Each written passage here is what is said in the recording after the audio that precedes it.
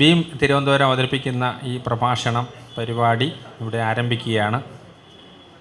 ഇതിൻ്റെ അധ്യക്ഷനായിട്ട് ബീം തിരുവനന്തപുരത്തിൻ്റെ പ്രസിഡൻറ്റിനെ ശ്രീകുമാരൻ സാറിനെ വേദിയിലേക്ക് ക്ഷണിക്കുക. നമ്മുടെ ക്ഷണം സ്വീകരിച്ച് പ്രഭാഷണം അവതരിപ്പിക്കാനായി ഇവിടെ എത്തിയിരിക്കുന്നത് PT ജോൺ അവറുകളാണ്. അദ്ദേഹത്തിനെ ആദരപൂർവ്വം വേദിയിലേക്ക് ക്ഷണിക്കുകയാണ്. നമ്മുടെ ഈ ബീം പരിപാടിയുടെ കോർഡിനേറ്ററായിട്ട് നിൽക്കുന്ന സേനൻ സാറിനെ വേദിയിലേക്ക് ക്ഷണിക്കുകയാണ്.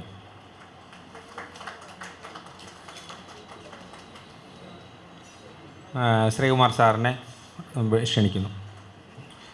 ബഹുമാനപ്പെട്ട ബീം ഭാരവാഹികളെ, കുടുംബാംഗങ്ങളെ, മെമ്പർമാരെ, സുഹൃത്തുക്കളെ, കോവിഡ് മഹാമാരിയിൽപ്പെട്ട നാം കുറച്ച് നാളുകളുടെ ഇടവേളയ്ക്ക് ശേഷമാണ് ബീം ഒരു പ്രഭാഷണം ഒരുക്കുന്നത്. കഴിഞ്ഞ മാർച്ച് 18-ന് ഈ വേദിയിൽ ഒരു കർഷക സമരം, ഇന്ത്യൻ സ്വാതന്ത്ര്യ സമരം എന്ന വിഷയത്തെക്കുറിച്ച് ബീം ഒരു പ്രോഗ്രാം നടത്തുകയുണ്ടായി. അത് സൗത്ത് ഇന്ത്യൻ കോർഡിനേറ്റർ സംയുക്ത കിസാൻ മോർച്ച ശ്രീ PT ജോൺ സാറായിരുന്നു പ്രഭാഷണം നടത്തിയത്. ഈ വേദിയിൽ ഇപ്പോൾ കർഷക സമരം തുടരുകയാണ് എന്ന വിഷയം അവതരിപ്പിക്കുന്നതും ശ്രീ PT ജോൺ സാറാണ്. ബീമിൻ്റെ വേദിയിൽ അദ്ദേഹത്തെ വീണ്ടും കൊണ്ടുവരാൻ സാധിച്ചതിൽ സന്തോഷിക്കുന്നു. ബീം ട്രിവാൻഡ്രം ദീർഘിപ്പിക്കുന്നില്ല, അടുത്ത പരിപാടിയിലേക്ക് കടക്കുകയാണ്.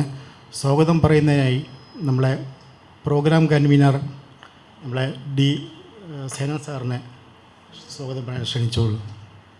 പ്രിയമുള്ള സുഹൃത്തുക്കളെ, നമ്മൾ ഈ കർഷക സമരത്തോട് ബന്ധപ്പെട്ട് നടത്തിയ കഴിഞ്ഞ പ്രോഗ്രാം ഏകദേശം 9 മാസങ്ങൾക്ക് മുമ്പാണ്.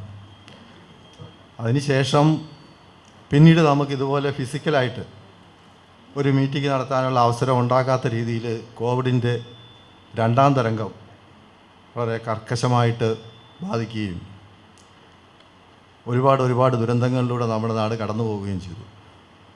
ഇപ്പോൾ ഏതാണ്ട് ഒരുവിധം ഒരു തുറക്കലിൻ്റെ ഒരു തുടക്കത്തിലെത്തി നിൽക്കുന്ന സമയത്ത് നമ്മൾ വീണ്ടും ഒരു ഫിസിക്കൽ മീറ്റിംഗ് നമ്മൾ നടത്തുകയാണ്. പക്ഷേ അപ്പം തന്നെ പുതിയൊരു അതിഥി വന്നിട്ടുണ്ട്, ഒമിക്രോൺ എന്ന് പറഞ്ഞിട്ട്. ഇനി അദ്ദേഹം ഏതെല്ലാം രീതിയിലാണ്, ഏതെല്ലാം ഭാവത്തിലാണ് നമുക്കിടയിൽ അദ്ദേഹത്തിൻ്റെ പ്രവർത്തനങ്ങൾ നടത്തുക എന്ന് നമുക്കറിയില്ല. ഇനിയും നമുക്കിതുപോലൊരു ഫിസിക്കൽ മീറ്റിംഗ് എപ്പോഴാണ് കൂടാൻ പറ്റുക എന്നുള്ളത് നമുക്കറിയില്ല. ഈ 2ാം വ്യാപനം വന്ന സമയത്ത് നമ്മുടെ നാട് കടന്നുപോയ ദുരന്താനുഭവങ്ങൾ നമുക്കെല്ലാവർക്കും അറിയാവുന്ന കാര്യങ്ങളാണ്. പവിത്ര ഗംഗ എന്ന് പറയുന്നത് ശവങ്ങളുടെ ഒരു ഒഴുക്ക് നദിയായി മാറി. ആശുപത്രികളിൽ ശവങ്ങൾ കൂട്ടിയിട്ട് കത്തിക്കുന്നത് നാം കണ്ടു. ഇതെല്ലാം കഴിഞ്ഞിട്ടും ഇപ്പോഴും ഇത്തരത്തിലുള്ള ദുരന്തങ്ങളിലേക്ക് നമ്മളെ കൊണ്ടുപോയതിൽ കാര്യമല്ലാത്ത പങ്ക് വഹിച്ചിട്ടുള്ള നമ്മുടെ ഭരണകൂടം ഇപ്പോഴും അവകാശപ്പെടുന്നത് അവർ ഏറ്റവും കൂടുതൽ വാക്സിൻ കൊടുത്തിട്ടുണ്ട്, കോടിക്കണക്കിന് ആൾക്കാർക്ക് സൗജന്യ വാക്സിനേഷൻ നൽകിയിരിക്കുകയാണ്. അതാണ് ഏറ്റവും വലിയ തമാശ. അതായത് ലോകത്തെ ഒരു രാജ്യവും വാക്സിന് വില വെച്ചിട്ടില്ല. വാക്സിൻ അതുവഴി ലാഭം ഉണ്ടാക്കാനുള്ളൊരു അവസരം ഒരു കോർപ്പറേറ്റിനും ഉണ്ടാക്കി കൊടുത്തിട്ടില്ല. പക്ഷെ നമ്മുടെ നാട്ടിൽ അതൊക്കെ നടന്നു. ഏറ്റവും കൂടുതൽ വാക്സിൻ ഉൽപ്പാദിപ്പിക്കുന്ന രാജ്യമാണ് ഇന്ത്യ. അവിടെ തന്നെയാണ് ഇതുപോലെ ലക്ഷക്കണക്കിന് ആൾക്കാർ കോവിഡ് വന്ന് മരിക്കുന്നൊരവസ്ഥ ഉണ്ടായത്. ഇതെന്ന് പറയുന്നത് നമ്മളൊരു കഴിഞ്ഞൊരു 70ഓളം വർഷങ്ങളായിട്ട് നമ്മുടെ നാട് ശ്രമിച്ചുകൊണ്ടിരിക്കുന്ന ഒരു റിപ്പബ്ലിക്കൻ മൂല്യങ്ങളിലേക്ക് നമ്മൾ എത്താൻ വേണ്ടി നടത്തിക്കൊണ്ടിരിക്കുന്ന ഒരു യാത്രയുണ്ട്. ആ യാത്രയുടെ ക്രമാനുഗതമായൊരു തിരിച്ചുപോക്കാണ് നമ്മൾ കഴിഞ്ഞ കുറേ വർഷങ്ങളായിട്ട്, ഏകദേശം കൃത്യമായിട്ട് പറയുകയാണെങ്കിൽ ഒരു 20ഓളം വർഷങ്ങളായിട്ട് നമ്മൾ കണ്ടുകൊണ്ടിരിക്കുന്നത്.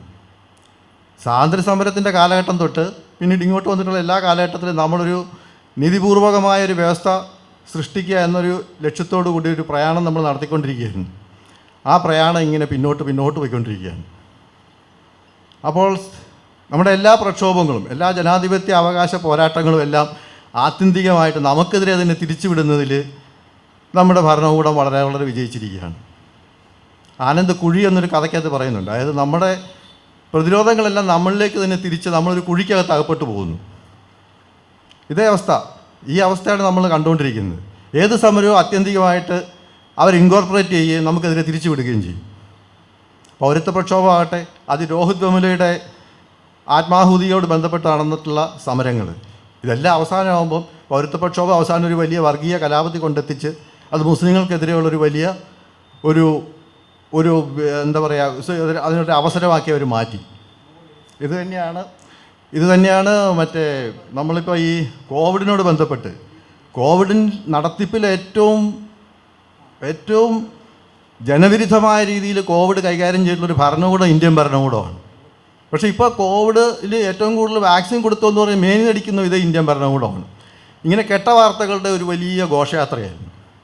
ഈ കെട്ട വാർത്തകളുടെ ഘോഷയാത്രയ്ക്കിടയിൽ ഒരു സുവാർത്ത നമ്മളെ തേടിയെത്തുന്നു, ഒരു സുവിശേഷം. ആ സുവിശേഷം കർഷകൻ്റെ സുവിശേഷം. കർഷകരാണ് നമുക്ക് സുവിശേഷം കൊണ്ടുതന്നത്. ആ സുവിശേഷം കൊണ്ടുതരുമ്പോൾ ഈ എന്തുകൊണ്ടത് സുവിശേഷമാകുന്നു എന്ന് വെച്ചാൽ കർഷകൻ്റെ ഈ സമരം, ഈ പ്രക്ഷോഭം എന്ന് പറയുന്നത് പല തലങ്ങളിലും വളരെ അതിന് സമാനമായ മറ്റ് യാതൊരു മാതൃകകളും ഇല്ലാത്തൊരു സമരമാണ്. ആ സമരം അങ്ങനെ ആയതുകൊണ്ടും ആ സമരത്തിൻ്റെ ഇന്നത്തെ എത്തിച്ചേർന്നിരിക്കുന്ന അതിൻ്റെ ഒരു പതനാവസ്ഥ കൊണ്ടും നമുക്കത് വളരെ ഒരു വലിയ സുവിശേഷകരമായൊരു ഒരു പ്രക്ഷോഭം തന്നെയായിട്ട് മാറുന്നു. നോം ചോംസ്കിയെ പോലുള്ള ആൾക്കാർ പോലും ഇതുപോലെ ഇത്രയും ബൃഹത്തായിട്ടുള്ള ഇത്രയും ഇത്രയും വലിയ വലിയ സ്കെയിലുകളുള്ളൊരു സമരം ഒരുപക്ഷെ ഹോമോസേപ്പിയൻ ചരിത്രത്തിൽ നമ്മളൊരു 50,000-50,000 വർഷങ്ങളായി ആഫ്രിക്കയിൽ നിന്ന് ഹോമോസേപ്പിയൻസ് എന്ന് പറഞ്ഞ ജീവി പുറത്ത് കിടക്കുകയും ലോകം മുഴുവൻ വ്യാപിക്കുകയൊക്കെ ചെയ്തിട്ട് ഇതിൻ്റെ ഈ 50,000 വർഷത്തിനിടെ ഇതുപോലൊരു സമരം ഒരുപക്ഷെ നമ്മളാരും കണ്ടു കാണില്ല. സമരം അതിൻ്റെ മറ്റ് പ്രശ്നങ്ങൾ കൊണ്ട് മാത്രമല്ല, ആപാത ചൂടം ആയുധമണിഞ്ഞൊരു ഭരണകൂടമാണ്. ആ ഭരണകൂടത്തിനടുത്ത് ആയുധം കൊണ്ടല്ല, കേവലമായ രാഷ്ട്രീയ ഇച്ഛാശക്തി കൊണ്ടാണ് ഈ കർഷകർ പിടിച്ചു നിന്നത്. പക്ഷേ അതുകൊണ്ട് തന്നെ ഈ സമരം ഇപ്പം 3 ബില്ലുകൾ അവർ വിഡ്രോ ചെയ്യാൻ നിർബന്ധരായി. അതുകൊണ്ട് സമരം അങ്ങ് വിജയിച്ചു എന്നുള്ള ധാരണയും തെറ്റാണ്. ഭരണകൂടം ഒരിക്കലും ഈ സമരം കണ്ടിട്ട് പേടിച്ചോ അല്ല അതൊന്ന് പിന്മാറുന്നതാണെന്ന് ഞാൻ കരുതുന്നില്ല. ഭരണകൂടം തന്ത്രപരമായൊരു പിന്മാറ്റം നടത്തിയിരിക്കുന്നു. അത്യാവശ്യം നമുക്കൊരു താൽക്കാലിക വിജയം തന്നെയാണ്.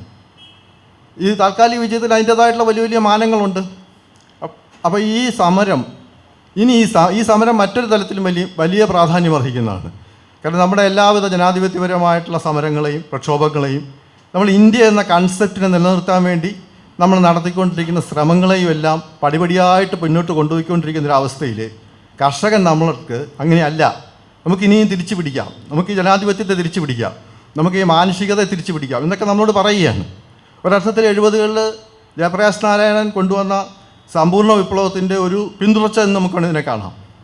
അതുകൊണ്ട് നമ്മൾ ഇന്ത്യക്കാരെന്ന നിലയ്ക്ക് നമ്മുടെ അസ്തിത്വം നിലനിർത്തണമെന്നുണ്ടെങ്കിൽ ഈ സമരം ഉയർത്തുന്ന സമസ്യകളെല്ലാം നമുക്ക് അനുകൂലമായിട്ട് നേടിയെടുക്കേണ്ടതുണ്ട്. അതുകൊണ്ട് തന്നെ ഈ സമരം ഇപ്പോൾ എവിടെ എത്തി നിൽക്കുന്നു, അതിൻ്റെ അടുത്ത ഘട്ടം എന്താണ്, ഇതെങ്ങനെയാണ് നമ്മുടെ ഇനി വരാൻ പോകുന്ന ജനാധിപത്യ പ്രക്ഷോഭങ്ങളുമായിട്ട് ഇതെങ്ങനെ ബന്ധപ്പെടും, ഇത്തരം കാര്യങ്ങളെല്ലാം നമുക്ക് അറിയേണ്ടതുണ്ട്. നമ്മൾക്ക് ഇതിനെപ്പറ്റി വിശദീകരിച്ചു തരാൻ ഏറ്റവും പറ്റിയ ആൾ ജോൺ സാറ് തന്നെയാണ്. അദ്ദേഹം സമരത്തിൻ്റെ ഒപ്പമുള്ള ആളാണ്, കർഷകർക്കൊപ്പമുള്ള ആളാണ്. അദ്ദേഹം നമ്മളടുക്ക് ഈ സമരം കൊടുമ്പിരിക്കൊണ്ടിരിക്കുന്ന സമയത്ത് അത് നമ്മളടുക്ക് വന്ന് ഇതെങ്ങനെയാണ് ഈ സമരത്തെ ഈ ഭരണകൂടത്തിൻ്റെ വക്താക്കൾ എങ്ങനെ കൈകാര്യം ചെയ്യുന്നത് നമുക്ക് വിശദീകരിച്ചു തന്നതാണ്. അദ്ദേഹം ഈ സമരത്തിൻ്റെ ഇനി വരാൻ പോകുന്ന അതിൻ്റെ രൂപഭാവങ്ങളെക്കുറിച്ചൊക്കെ നമ്മളോട് വളരെ കൃത്യമായിട്ട് വിശദീകരിക്കാൻ പ്രാപ്തനായ ഒരാളാണ്. ഈ കാര്യം അദ്ദേഹത്തെ അറിയിച്ചപ്പോൾ വളരെ സന്തോഷത്തോടുകൂടി ഇത് ഏറ്റെടുക്കും. ഇന്ന് രാവിലെ ഡൽഹിയിൽ നിന്ന് വന്നിട്ടേ ഉള്ളൂ പുള്ളി. നാളെ ഇപ്പോൾ പുള്ളി തിരുനെൽവേലി പോവുകയാണ് കർഷക പ്രക്ഷോഭമായിട്ട് ബന്ധപ്പെട്ട്. ഈ തിരക്കുകൾക്കെല്ലാം ഇടയിൽ നമ്മുടെ ക്ഷണം സ്വീകരിച്ച് അദ്ദേഹം ഇവിടെ എത്തിച്ചേർന്നിട്ടുണ്ട്. അദ്ദേഹത്തിന് ഭീമിൻ്റെ പേരിൽ ഞാൻ സ്വാഗതം ആശംസിക്കുന്നു. ഭീമിൻ്റെ പ്രസിഡൻറ്റ് ശ്രീകുമാറിന് പ്രത്യേകിച്ച് സ്വാഗതം പറയേണ്ട ആവശ്യമില്ലെങ്കിലും അദ്ദേഹത്തിനും നമ്മുടെ സെക്രട്ടറി സുനിലിനും ഞാൻ സ്വാഗതം ആശംസിക്കുകയാണ്. മാത്രമല്ല ഇന്ന് ഈ കോവിഡ് എന്ന് പറയുന്നത് ഒമിക്രോണായി മാറിയിരിക്കുന്ന ഒരു അന്തരാള ഘട്ടത്തിൽ ആ റിസ്കുകളൊക്കെ ഏറ്റെടുത്ത് ഇവിടെ വന്നിരിക്കുന്ന നിങ്ങളേവർക്കും ഭീമിൻ്റെ പേരിലും എൻ്റെ സ്വന്തം പേരിലും സ്വാഗതം ആശംസിച്ചുകൊണ്ട് എൻ്റെ വാക്കുകൾ ഉപസംഹരിക്കുന്നു. നന്ദി.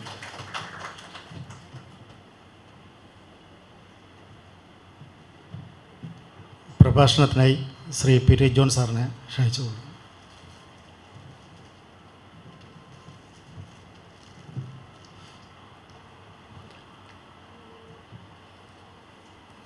അധ്യക്ഷൻ ശ്രീകുമാർ സാർ, ശ്രീ സേനൻ, ശ്രീ സുനിൽ, സഹോദരിമാരെ, സുഹൃത്തുക്കളെ, പ്രഭാഷണം ആരംഭിക്കുന്നതിന് മുമ്പ് സമരം തുടരുകയാണ്. ഈ സമരത്തിൽ ജീവാർപ്പണം ചെയ്ത 717 ധീരരായ രക്തസാക്ഷികളുടെ മുൻപിൽ ആദരാഞ്ജലികൾ അർപ്പിക്കാനായി എല്ലാവരോടും ഒരു മിനിറ്റ്.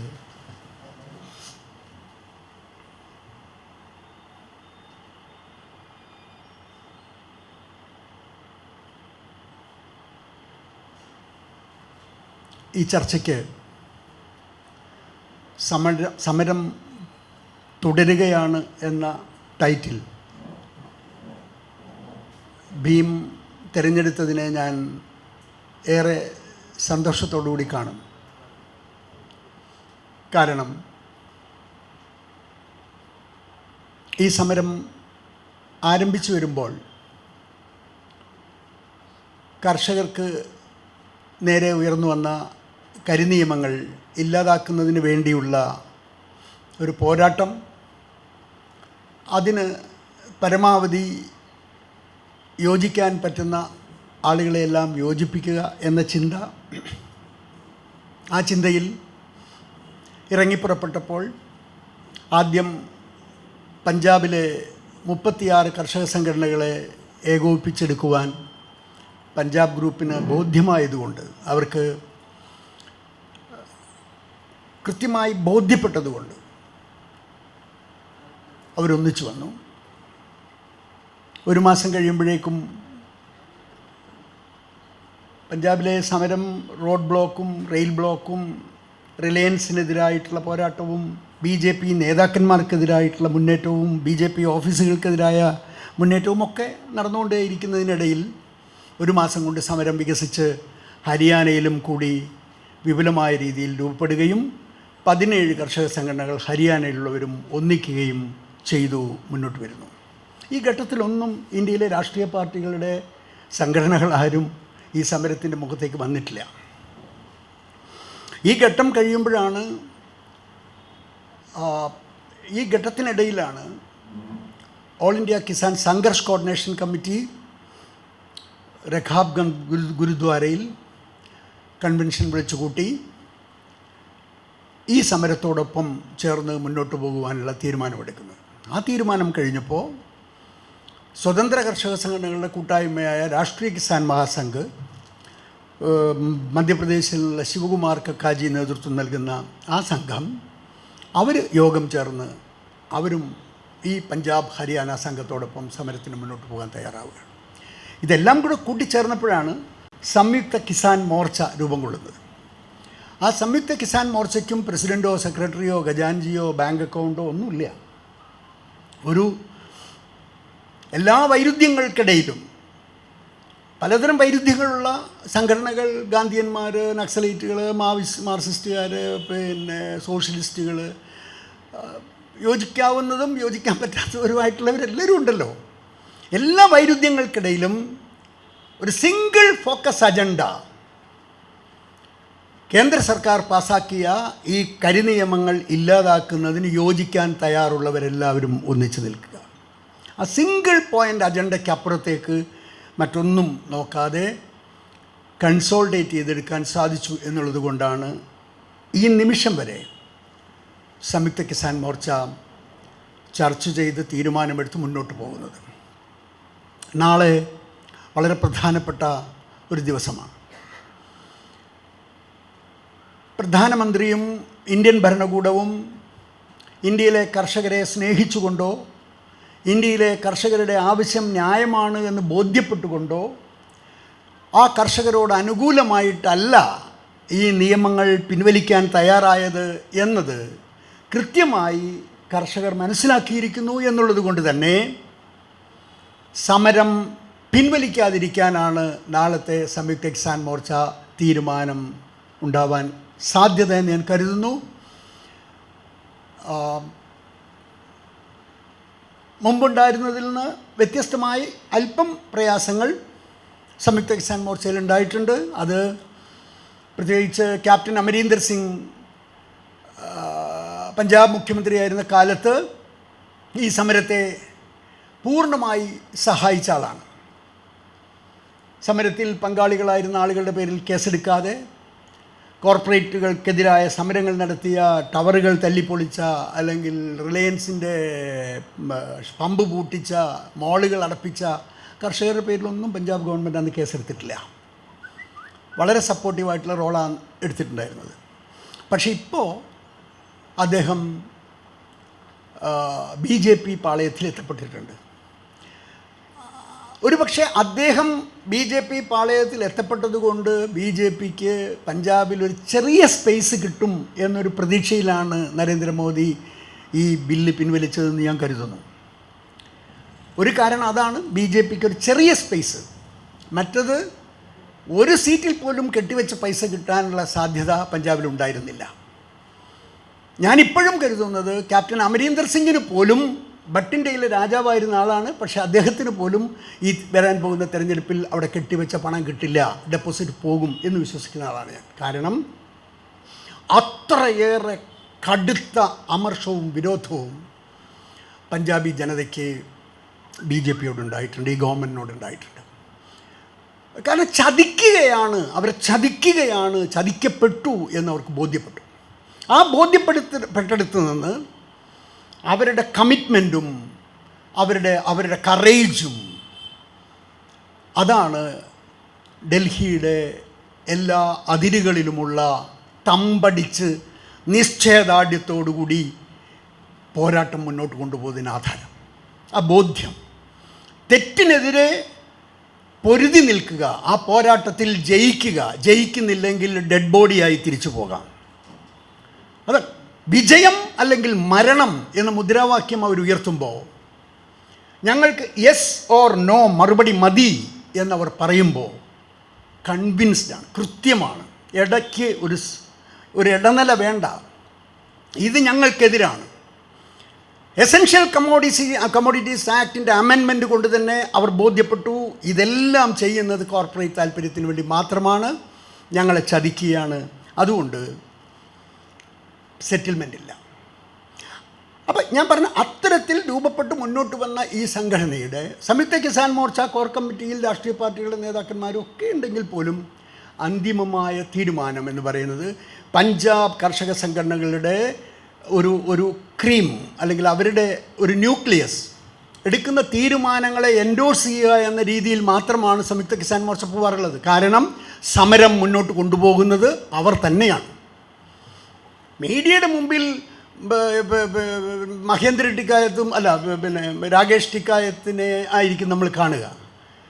മീഡിയ അങ്ങനെ സെലിബ്രേറ്റ് ചെയ്യുന്നവരുണ്ടാവും. പക്ഷേ യഥാർത്ഥത്തിൽ ഈ സമരത്തിൻ്റെ നേതാക്കന്മാരാരാണെന്ന് നിങ്ങൾ കേട്ടിട്ടില്ലാത്ത രജോവാളോ, ജഗജിത് സിംഗ് ദല്ലേവാളോ, ഡോക്ടർ ദർശൻ പാലോ, ഇവരൊന്നും ഇന്ത്യൻ ജനതയ്ക്ക് അത്ര ഫെമിലിയർ ആയിട്ടുള്ള പേരുകളല്ല, നമ്മളെവിടെയും കേട്ടിട്ടും ഉണ്ടാവില്ല. പക്ഷേ ആ കൺവിക്ഷനും ബോധ്യവും പോരാട്ടത്തിനുള്ള ധൈര്യം കൊടുക്കുന്ന ശക്തി.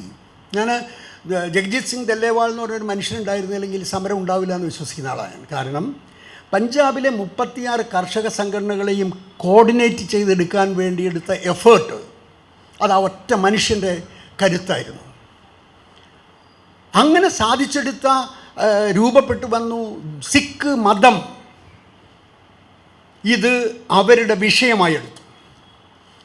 സിഖ് റിലിജ്യൻ ഇതിൽ വിട്ടുവീഴ്ചയില്ലാതെ പൊരുതി മുന്നോട്ട് പോകണമെന്ന് തീരുമാനിച്ചു. അത് വന്നതോടുകൂടി അവരുടെ കുടുംബങ്ങൾക്കകത്ത് നിന്നുണ്ടാവുന്ന ഷെയറിങ്, ഒരു റെസീറ്റ് ബുക്ക് നിങ്ങളവിടെ കാണില്ല, പണം ഡെപ്പോസിറ്റ് ചെയ്യാനുള്ള ഒരു ഹുണ്ടികപ്പെട്ടി അവിടെ കാണില്ല. ആർക്കെങ്കിലും എന്തെങ്കിലും സംഭാവന കൊടുക്കണമെങ്കിൽ അവിടെ സംയുക്ത കിസാൻ മോർച്ചയുടെ ഓഫീസിൽ പോവുക, കൊടുക്കാനുള്ളത് കൊടുക്കുക, റെസിപ്റ്റ് മേടിച്ചോളൂ, പോയിക്കൂടുക. വേറെ പണം ഇടിയിക്കാനുള്ള പ്രഷറോ പണം വാങ്ങാനുള്ള ഒന്നുമില്ല. എല്ലാ ദിവസവും നിങ്ങൾക്ക് ദൂത് സേവ, അല്ലെങ്കിൽ പാനി സേവ, അല്ലെങ്കിൽ ഓരോ ഗ്രാമങ്ങളിൽ നിന്ന് ആവശ്യം പോലെ ഉരുളക്കിഴങ്ങാണെങ്കിലും പരിപ്പാണെങ്കിലും അരിയാണെങ്കിലും എത്താറുണ്ട്. ഇപ്പം ഞാൻ രാജശ്രീയായിട്ട് സംസാരിക്കുമ്പോൾ രാജശ്രീ പറയായിരുന്നു, പണ്ട് ഈ ഗോത്ര സംഭവത്തിന് ശേഷം ഗുജറാത്ത് കലാപം കഴിഞ്ഞപ്പോൾ അവിടുത്തെ മനുഷ്യർ, കഷ്ടപ്പെടുന്ന മനുഷ്യരുടെ ഇടയിലേക്ക് ആദ്യമായി ഭക്ഷണം നിറയെ ലോറി ട്രക്കുകളിൽ നിറച്ച് ഭക്ഷണം കൊണ്ടുവന്ന് അവിടെ ഈ കലാപത്തിനിടയായ ആളുകളുടെ വിശപ്പടക്കുന്ന പ്രവൃത്തി ആരംഭിച്ചത് ഈ പഞ്ചാബികളാണ്, ഈ സിഖുകാരാണ്. ഇതൊന്നും നോക്കുന്നില്ല, വിശക്കുന്നവർക്കുള്ള ആഹാരം കൊടുക്കുക. ഇപ്പം ഞങ്ങൾ കേരളത്തിൽ നിന്നും തമിഴ്നാട്ടിൽ നിന്നും കർണാടകത്തിൽ നിന്നും ഒക്കെ പോകുന്ന ആളുകളെ താമസിപ്പിക്കാനായിട്ട് അവർ സിംഗു ബോർഡറിൽ ഉണ്ടാക്കിയ ഒരു സെറ്റപ്പ് ഉണ്ട്.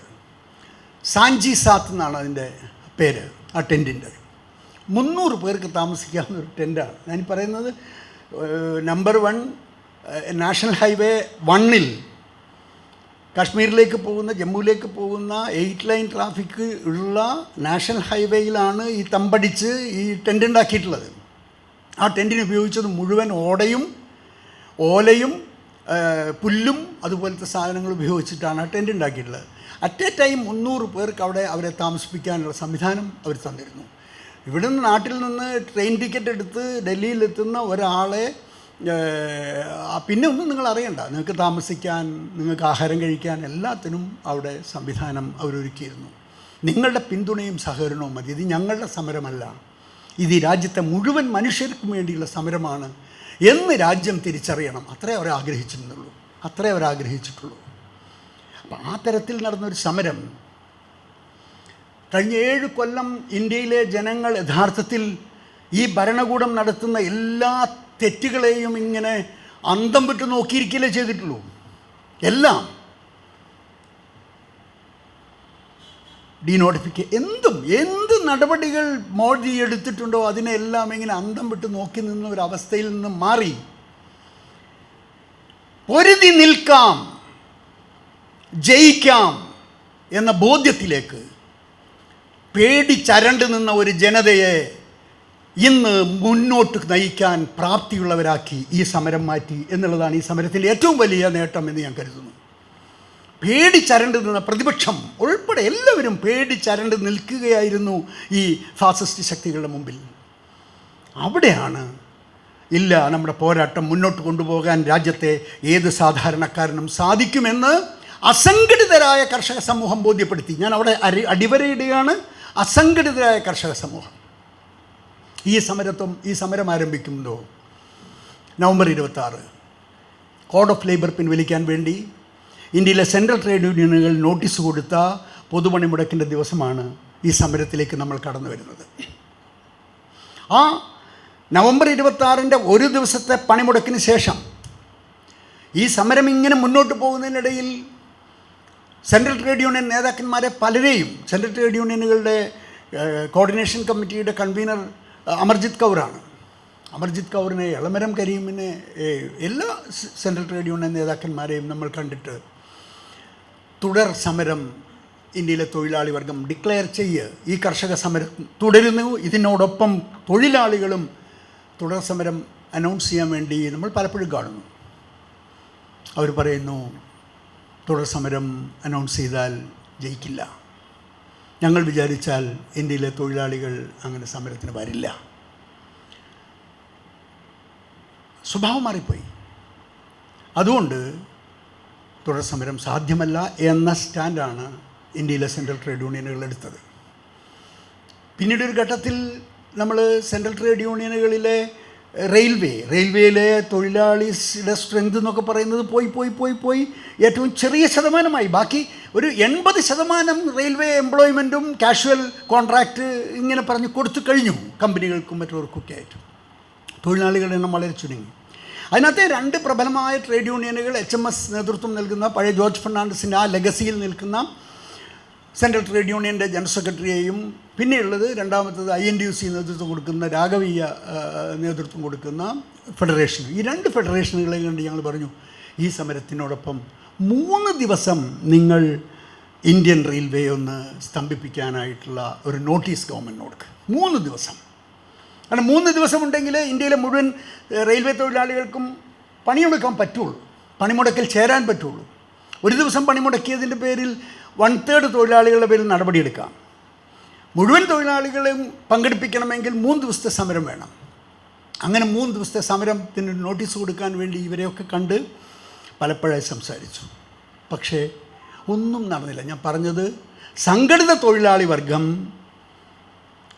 പൊരുതി നേടേണ്ട മേഖലയിൽ സംഘടിത തൊഴിലാളി വർഗത്തെ ദുർബലപ്പെടുത്താൻ ഇന്ത്യയിൽ വളർന്നു വന്നിരിക്കുന്ന ക്യാപിറ്റലിസ്റ്റ് ഫോഴ്സിന് അല്ലെങ്കിൽ ക്രോണി ക്യാപിറ്റലുകൾക്കും ഭരണകൂടങ്ങൾക്കും സാധിച്ചിരിക്കുന്നു എന്ന യാഥാർത്ഥ്യം നമ്മൾ മനസ്സിലാക്കുകയും അവിടെ നിന്നുകൊണ്ട് ഈ അസംഘടിതരായ കർഷകർ അവരെ ഒരു വികാരത്തിൻ്റെ അടിസ്ഥാനത്തിൽ അവർക്കെതിരായി അവരുടെ ജീവിതത്തെ, അവരുടെ അന്നത്തെ, അവരുടെ അന്തസ്സിനെ, അവരുടെ അഭിമാനത്തെ എല്ലാം ചോദ്യം ചെയ്യുന്നിടത്തേക്ക് കാര്യങ്ങൾ എത്തിയിരിക്കുന്നു.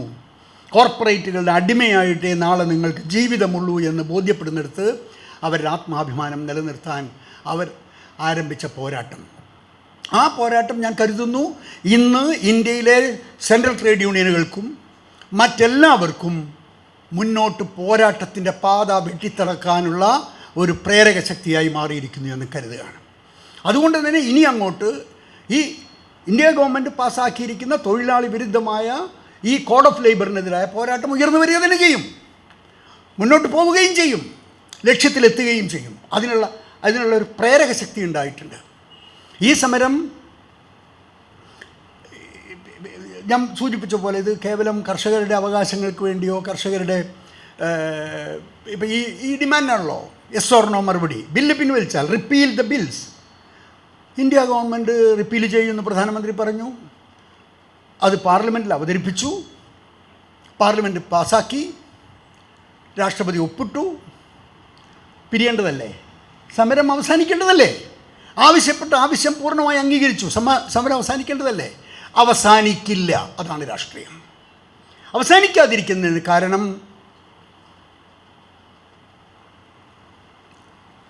ഇൻറ്റൻഷൻ, ഈ ഗവൺമെൻറ്റിൻ്റെ ഇൻറ്റൻഷൻ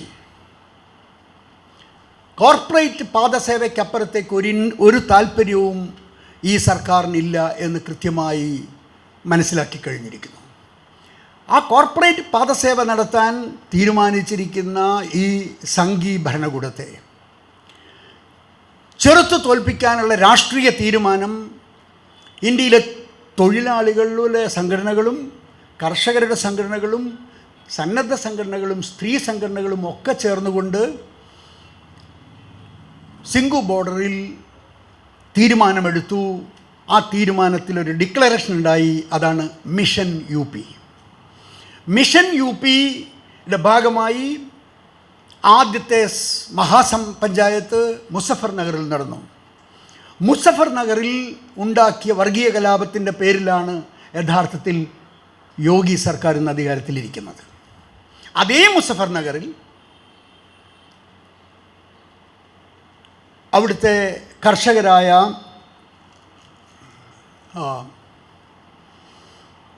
ഈ ജാട്ടുകൾ, അവരുമായി ഏറ്റുമുട്ടി നിന്നിരുന്നു എന്ന് പറയപ്പെട്ട മുസ്ലിംസ്, ഈ ജാട്ടുകളും മുസ്ലിംസും ദളിതരും OBCയും പിന്നോക്കക്കാരും എല്ലാവരും ഒന്നിച്ചു ചേരുന്ന ഒരു വലിയ മഹാസമ്മേളനമായി മുസാഫർ നഗർ കിസാൻ മഹാപഞ്ചായത്ത് നടന്നു. ആ കിസാൻ മഹാപഞ്ചായത്ത് കഴിഞ്ഞ് 5 കിസാൻ മഹാപഞ്ചായത്തുകൾ കൂടി ലക്നൗ ഉൾപ്പെടെ UPയിൽ നടന്നു. ഇത് വന്നു കഴിഞ്ഞപ്പോൾ നരേന്ദ്രമോദിക്കും യോഗിക്കും മനസ്സിലായി അപകടം മുമ്പിലുണ്ട്. അവിശ്വസനീയമായ രീതിയിൽ പിന്നോക്കക്കാരും ന്യൂനപക്ഷക്കാരും ദളിതാദിവാസി വിഭാഗങ്ങളും ഒന്നിക്കുകയാണ്, യോജിക്കുകയാണ്. എന്താ കാരണം? നിങ്ങൾക്ക് ഭരണഘടനാപരമായി ലഭിച്ചിരുന്ന ചെറിയ റിസർവേഷൻ, ആ റിസർവേഷൻ പോലും നിങ്ങൾക്കില്ലാതാവുന്നു. എന്തുകൊണ്ട്? നിങ്ങൾക്ക് ഈ റിസർവേഷൻ സൗകര്യങ്ങൾ കിട്ടണമെങ്കിൽ പൊതുമേഖലാ സ്ഥാപനങ്ങൾ എന്തെങ്കിലുമൊക്കെ വേണം. ആ പൊതുമേഖലാ സ്ഥാപനങ്ങളെ മുഴുവൻ വിറ്റുതുലയ്ക്കുന്ന നരേന്ദ്രമോദിയും യോഗിയും നിങ്ങളെ സഹായിക്കുമോ? നിങ്ങളുടെ ശത്രു അവരാണ്. അത് നിങ്ങൾ തിരിച്ചറിയുക എന്ന് ഈ കർഷകരും കർഷക നേതാക്കന്മാരും ഗ്രാമാന്തരങ്ങളിൽ ചെന്ന് പറയാണ്. ആ ക്യാമ്പയിൻ പോയിക്കൊണ്ടിരിക്കുകയാണ്. അത് പോയിക്കൊണ്ടിരിക്കുമ്പോൾ സ്വാഭാവികമായും ഭരണം നടത്തുന്ന സംഘത്തിന് വരാൻ പോകുന്ന ആപത്ത് മനസ്സിലാകുന്നു. UP അവർക്ക് സ്പെയർ ചെയ്യാൻ പറ്റില്ല എന്നുള്ളത് കൊണ്ട് കൂടിയാവണം ഇത്തരത്തിൽ ഒരു പിന്നോട്ട് വലിയൽ നരേന്ദ്രമോദി നടത്തിയിട്ടുണ്ടാവുക. പക്ഷേ നമ്മളെ സംബന്ധിച്ചിടത്തോളം നമ്മൾ പോരാട്ടം തുടരുകയാണ്. ലക്നൗ ടു പട്ന പൂർവാഞ്ചൽ ബെൽറ്റ് ഏകദേശം 110 പാർലമെൻറ്റ് കോൺസ്റ്റിറ്റ്യുവൻസികളുണ്ട്. ഒരേ ക്യാരക്ടറാണ്. ഇപ്പോൾ കേരളത്തിൽ വന്ന് പണിയെടുക്കുന്ന UP കാരനായാലും, കാശ്മീരിൽ പോയി പണിയെടുക്കുന്ന UP കാരനായാലും, ബോംബെയിൽ പോയി പണിയെടുക്കുന്ന UP കാരനായാലും, ബീഹാറുകാരനായാലും ഇവരെല്ലാവരും ഈ പൂർവാഞ്ചൽ ബെൽറ്റിൽ നിന്നുള്ള ദരിദ്ര സമൂഹമാണ്. അവർക്ക് ഭൂമി ഉണ്ടാവും, പക്ഷേ ഒരു വരുമാനമില്ല. അവരിങ്ങനെ അന്യസംസ്ഥാന തൊഴിലാളി, അതിഥി തൊഴിലാളി എന്നൊക്കെ പറഞ്ഞ് എവിടെയെങ്കിലുമൊക്കെ പോയി തൊഴിലെടുത്ത് ജീവിക്കുന്നവരാണ്. ആ മേഖലകൾ നമ്മൾ കേന്ദ്രീകരിക്കുകയാണ്.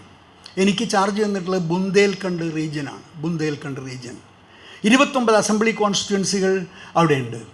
ആ 29 അസംബ്ലി കോൺസ്റ്റിറ്റ്യുവൻസിയും കഴിഞ്ഞ തവണ BJP ജയിച്ചതാണ്. ഇത്തവണ 29 അസംബ്ലി കോൺസ്റ്റിറ്റ്യുവൻസികളിലും BJP തോറ്റിരിക്കണം എന്ന് സംയുക്ത കിസാൻ മോർച്ച തീരുമാനിച്ചിരിക്കുന്നു. സ്നേഹിതരെ, ഈ രാഷ്ട്രീയം നമ്മൾ തിരിച്ചറിയണം. എത്ര കാലം ഈ ജാതിയും മതവും വർഗീയതയും പറഞ്ഞ് ഈ മനുഷ്യനെ തമ്മിൽ തെല്ലിച്ച് ഈ നാട് ഇങ്ങനെ നശിക്കേണ്ട വല്ല കാര്യമുണ്ടോ?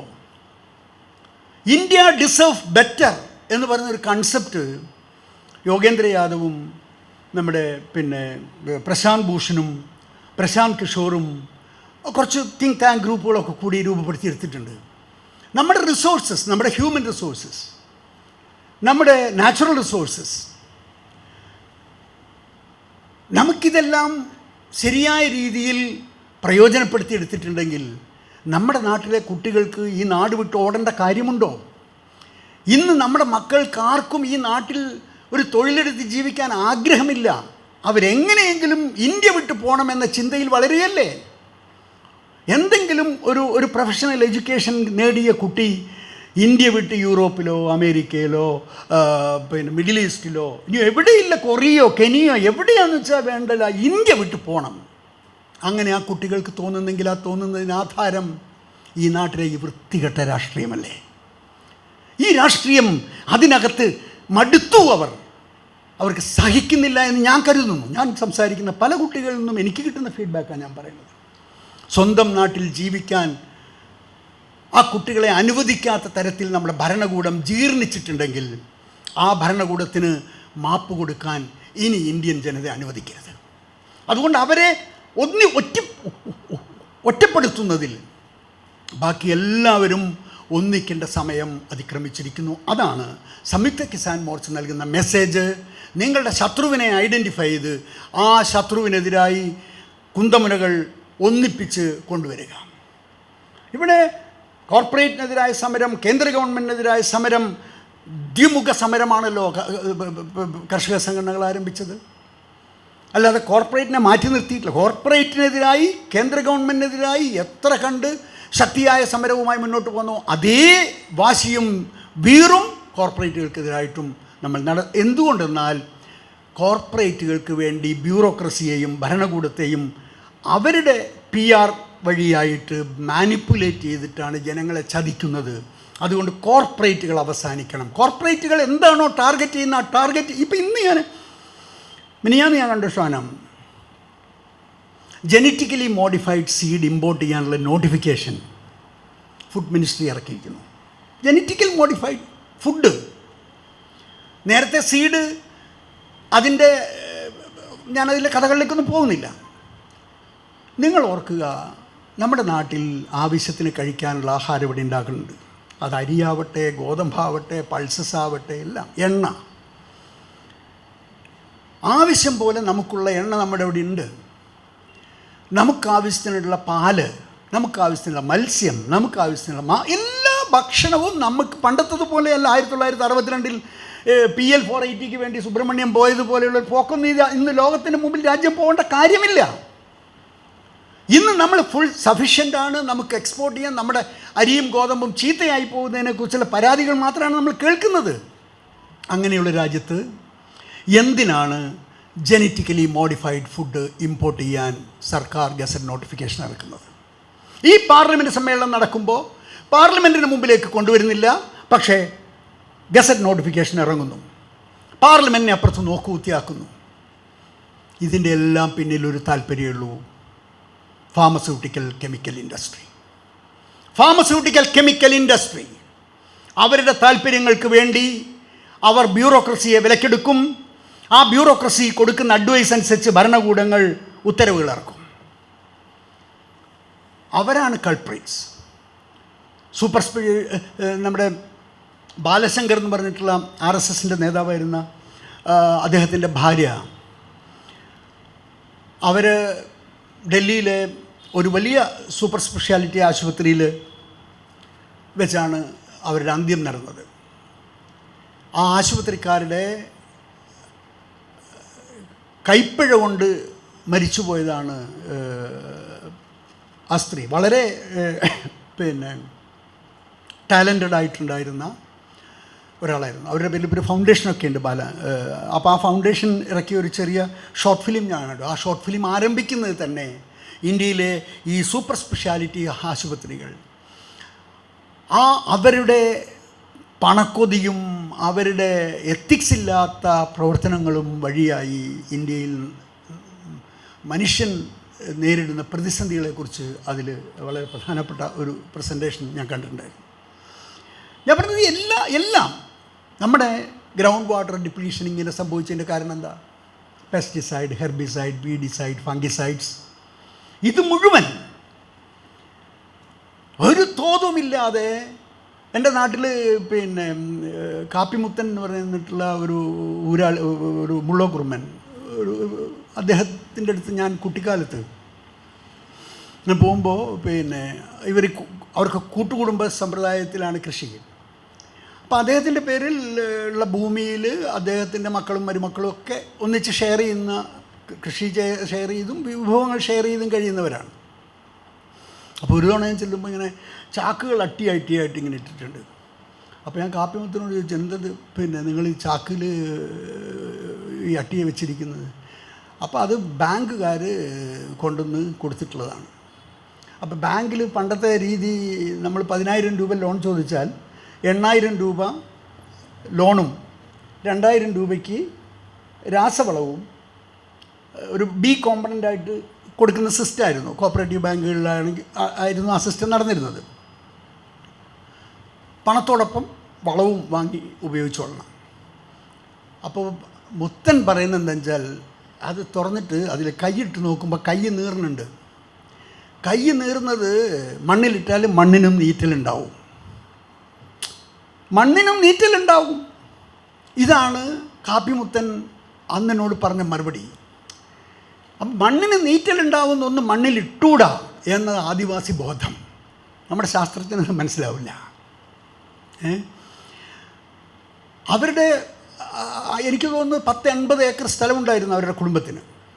തിരുമുഖം ഒരു മിറ്റം എന്ന് പറയും. ഭൂപരിഷ്കരണ നിയമമൊക്കെ വന്നപ്പോൾ ഈ മിച്ചഭൂമിയിലേക്ക് പെട്ടു. കാരണം നിങ്ങൾക്ക് കുടുംബം നിശ്ചയിച്ചിട്ടുണ്ടല്ലോ. അവർ കൂട്ടുകുടുംബമാണ്. ഒരു കുടുംബങ്ങൾ ആ നിയമം ഉണ്ടാക്കുമ്പോൾ ജന്മിയെയും ആദിവാസിയെയും ഒരുപോലെ കണക്കാക്കിയിട്ടാണ് ഇവിടെ നിയമം ഉണ്ടാക്കിയിട്ടുള്ളത്. അങ്ങനെ ഒരുപാട് സംഗതികൾ അവരുടെ ഉച്ചയ്ക്ക് കഴിക്കേണ്ട സമയമാണെങ്കിൽ ഭക്ഷണം കഴിക്കുന്നതിന് മുമ്പ് പുഴയിൽ പോയിട്ട് വരാനാണ് പറയുക. പുഴയിൽ പോയിട്ട് വാ. എന്താ, പുഴയിൽ പോയിട്ടുണ്ടെങ്കിൽ നിങ്ങൾ എന്തായാലും കൈയും കാലും മുഖമൊന്ന് കഴുകി വരുമല്ലോ, എന്നിട്ടേ ഇവിടെ വിളമ്പിത്തരുള്ളൂ. ഈ പരമജ്ഞാനം ഈ ആദിവാസി നമ്മുടെ നാട്ടിലെ ഏറ്റവും സംസ്കാരമില്ലാത്തവനായി ചിത്രീകരിക്കപ്പെട്ടു. ഒരു മക്കളെയും തല്ലിയ ഒരു ആദിവാസിയെ ഞാൻ കണ്ടിട്ടില്ല. മക്കളെ തല്ലില്ല അവർ. നിങ്ങൾ മരത്തിൻ്റെ മുകളിൽ കയറുക, വീഴുക, വെള്ളത്തിൽ ചാടിയിട്ട് വെള്ളം കുടിക്കുക, അതൊക്കെ നിങ്ങൾ തന്നെ റെക്ടിഫൈ ചെയ്തോളൂ. ഒരു നോ പറച്ചിലും ആദിവാസി മക്കളോട് കാണിക്കില്ല. അവർ സംസ്കാരമില്ലാത്തവരായി നമ്മുടെ ഭരണകൂടങ്ങൾ അവരെ നന്നാക്കാൻ ഇറങ്ങി. ഇന്നെന്താ, സകല ആദിവാസിയും കാട്ടിൽ നിന്ന് അടിച്ചു പുറത്താക്കി. സകല ആദിവാസികളെയും കാട്ടിൽ നിന്ന് അടിച്ചു പുറത്താക്കി. ഫോറസ്റ്റ് ഡെവലപ്മെൻറ്റ് കോർപ്പറേഷൻ എന്ന് പറഞ്ഞ കോർപ്പറേഷൻ ഉണ്ടാക്കി. വനം വികസിപ്പിക്കാനുള്ള കോർപ്പറേഷൻ എന്നാണല്ലോ നമ്മൾ വിചാരിക്കുക. അവരെന്താ ചെയ്തത്? വന development corporation, forest development corporation ഉണ്ടാക്കിയിട്ട് തേയിലത്തോട്ടങ്ങൾ, വയനാട്ടിലെ മാനന്തവാടിയിൽ തേയിലത്തോട്ടം ഉണ്ടാക്കാൻ എന്ത് ചെയ്യണം? വനം വെട്ടി വെളുപ്പിച്ചിട്ട് അവിടുത്തെ എവർഗ്രീൻ ഫോറസ്റ്റ് ഇല്ലാതാക്കിയിട്ട് അവിടെ തേയില തൈ വെച്ച് പിടിപ്പിച്ചിട്ട് വനവികസന കോർപ്പറേഷൻ പ്ലാന്റേഷൻ ഉണ്ടാക്കി. നിങ്ങളിപ്പോൾ ഈ തിരുവനന്തപുരത്തെ വെരിഫൈ ചെയ്തോളൂ. Forest cover 45%. കേരളത്തിലെ ഫോറസ്റ്റ് കവർ ഏറ്റവും കുറച്ചത് ഈ വനം വികസന കൺസർവേഷന് വേണ്ടി ഇവരുണ്ടായപ്പോഴാണ്. വനസംരക്ഷണ സേന ഉണ്ടായല്ലോ, ഫോറസ്റ്റ് പ്രൊട്ടക്റ്റീവ് സ്റ്റാഫും ഫോറസ്റ്റ് പ്രൊട്ടക്റ്റീവ് പോളിസീസും. അപ്പോൾ വനത്തിൻ്റെ തോത് കുറഞ്ഞു. കാരണം ഇവരുടേതായ താല്പര്യത്തിനനുസരിച്ച് തേക്ക് പ്ലാന്റേഷൻ, തേയില പ്ലാന്റേഷൻ, ഇങ്ങനെ വ്യത്യസ്തങ്ങളായ പ്ലാന്റേഷനുകളിലേക്ക് പോവുകയാണ്. നേരെ മറിച്ച് ആദിവാസി കാട് സംരക്ഷിച്ചിരുന്ന കാലത്ത് അവൻ കാട്ടിൽ നിന്ന് അവൻ എല്ലാ ഔഷധ സസ്യങ്ങളും അപൂർവങ്ങളായ ഔഷധ സസ്യങ്ങളെല്ലാം കളക്ട് ചെയ്തെടുക്കുകയും അത് കോട്ടക്കൽ ആര്യവൈദ്യശാലക്കാരോ കോയമ്പത്തൂർ ആര്യവൈദ്യശാലക്കാരോ അല്ലെങ്കിൽ അതുപോലെയുള്ള നല്ല ആയുർവേദ മരുന്നുകൾ ഉണ്ടാക്കുന്നവരുടെ കൈകളിൽ എത്തുകയും ഗുണപരമായ ആയുർവേദ മരുന്നുകൾ ജനങ്ങൾക്ക് കിട്ടുകയും, എനിക്കറിയാം നമ്മുടെ വൈദ്യമഠം ചെറിയനാരായണൻ നമ്പൂതിരിയൊക്കെ സ്ഥിരമായി ആളുകളെ വയനാട്ടിലും അട്ടപ്പാടിയിലുമൊക്കെ ചുമതലപ്പെടുത്തി നിർത്തുമായിരുന്നു. ആദിവാസികൾ കളക്ട് ചെയ്യുന്ന ഈ ഔഷധ സസ്യങ്ങൾ കളക്ട് ചെയ്ത് കൊണ്ടുവരാൻ. കാരണം അതിൻ്റെ ക്വാളിറ്റി എന്ന് പറയുന്നത്, ഇപ്പോൾ കാട്ടുകുരുമുളക് എന്ന് പറയുന്നതാണ് പല മരുന്നിനും ഉപയോഗിച്ചിട്ടുണ്ടാവുക. ഇന്ന് നിങ്ങൾക്ക് കാട്ടുകുരുമുളക് കിട്ടില്ല, കാരണം ആദിവാസി കാട്ടിൽ നിന്ന് പുറത്താണ്. അത് കളക്ട് ചെയ്യാൻ ആരുമില്ല. അപ്പോൾ പിന്നെ നിങ്ങൾ കാട്ടുകുരുമുളകിന് പകരം വേറെന്ത് ഉപയോഗിക്കും? ഹൈബ്രിഡ് കുരുമുളക് ഉപയോഗിക്കും. ഹൈബ്രിഡ് കുരുമുളക് ഉപയോഗിക്കുമ്പോൾ നിങ്ങളുടെ മരുന്നിൻ്റെ ക്വാളിറ്റി എന്താവും? അതിനനുസരിച്ചുള്ള തകരാറുണ്ടാവും.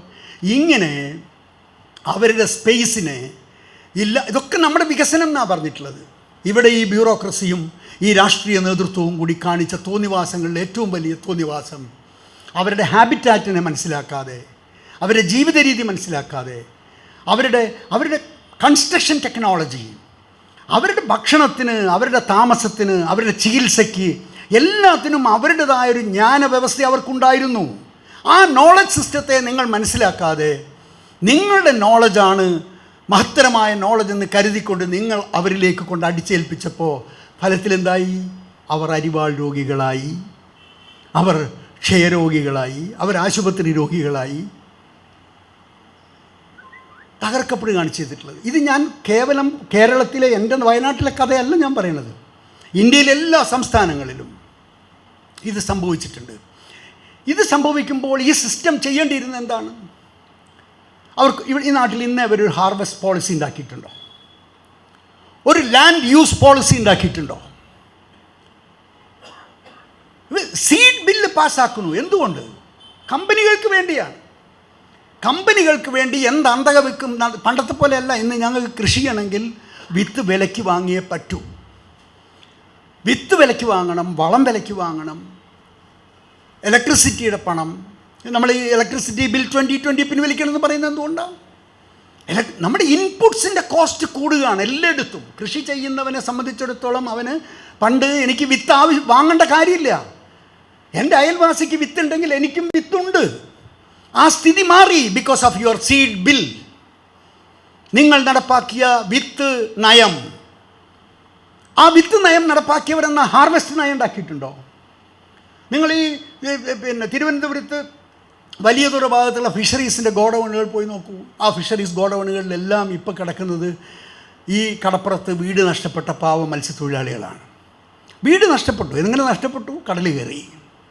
എന്തിന് കടൽ കയറി? വിഴിഞ്ഞത്ത് പശ്ചിമഘട്ടം ഇടിച്ചു പൊളിച്ചു കൊണ്ടുവന്നിട്ട് വിഴിഞ്ഞം നിറയ്ക്കുകയാണ്. അത് നിറയ്ക്കുമ്പോൾ ഇവിടെ കടൽ കയറുന്നു. അവിടെ കട്ടമരത്തൊഴിലാളിക്ക് പണിയില്ല. ഇവിടെ കടൽ കയറി ശംഖുമുഖം പോകുന്നു, അപ്പുറത്തും ഇപ്പുറത്തുമുള്ള വീടുകൾ പോകുന്നു. അവർ ആലംബഹീനരാകുന്നു. അഭയാർത്ഥികളായി ഫിഷറീസ് ഡിപ്പാർട്ട്മെൻറ്റിൻ്റെ ഗോഡൗണിൽ. സങ്കടം തോന്നും.